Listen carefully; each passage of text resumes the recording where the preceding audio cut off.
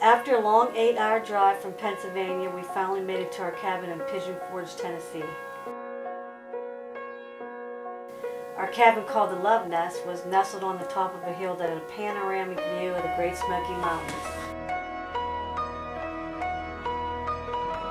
We soon found out why they are called the Smoky Mountains.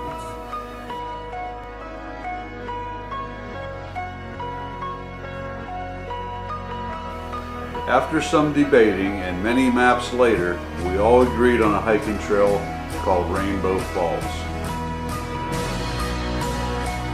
We were glad we did because this trail was nature at its best.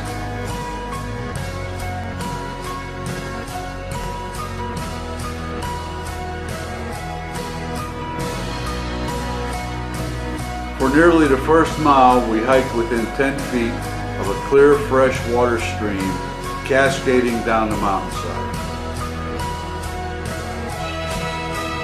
The water was so clear you could see native brook trout swimming around peacefully.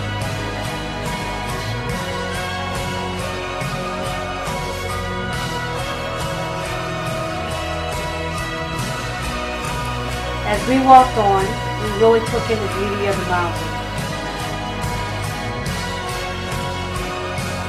When there was a clearing in the trees, we had a glimpse of how massive the mountain really was.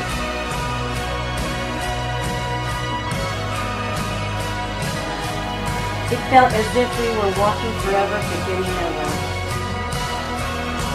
The climb was getting tougher, but our water bottles were quickly losing volume.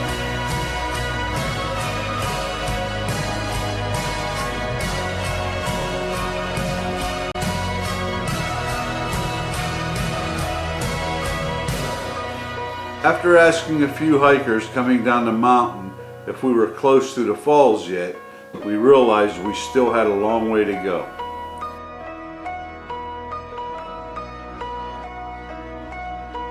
We all had no idea it would take so long to hike this mountainside. Instead of turning around, we kept walking uphill, determined to make it to the falls. I'm glad we kept going because the view was getting better and better. When we finally reached the falls, we were all out of breath and exhausted from the hike. They were way bigger than we had expected, but before I even got a chance to look around, Jared was already halfway to the falls. He walked under the falls, and all you could see was a blurred image of him from the distance.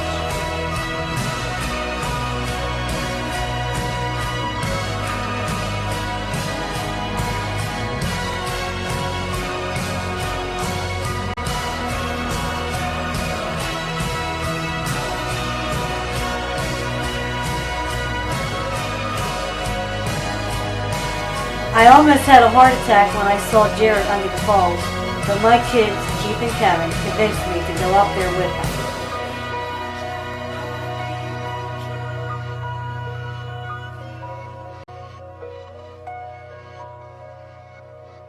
The falls were massive, especially standing underneath them. It was pretty scary walking around up there considering how slippery everything was, but I had a good time anyway.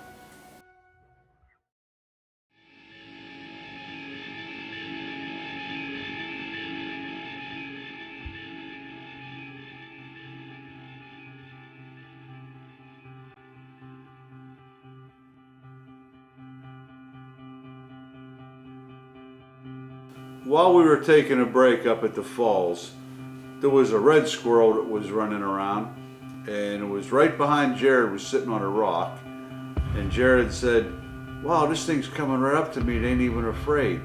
He stuck out his hand like he had food in it. The squirrel come up right to his hand, looked and seen there was nothing, and then turned around and ran back into the rocks. We were about 10 minutes from the end of the trail to our car when Jared shouted something that really surprised me. Apparently I walked past a rattlesnake that was laying on the corner of the trail. I came within 3 feet of stepping on it.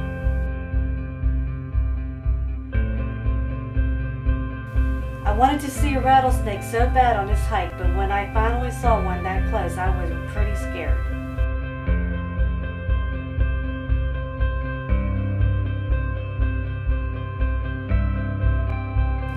Of course, my sons had to mess with it and get it to rattle. That was definitely something I won't forget about that trip.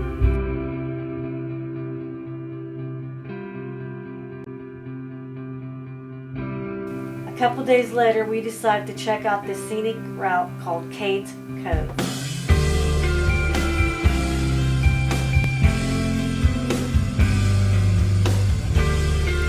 Cades Cove was beautiful. You could see the mountains everywhere you looked.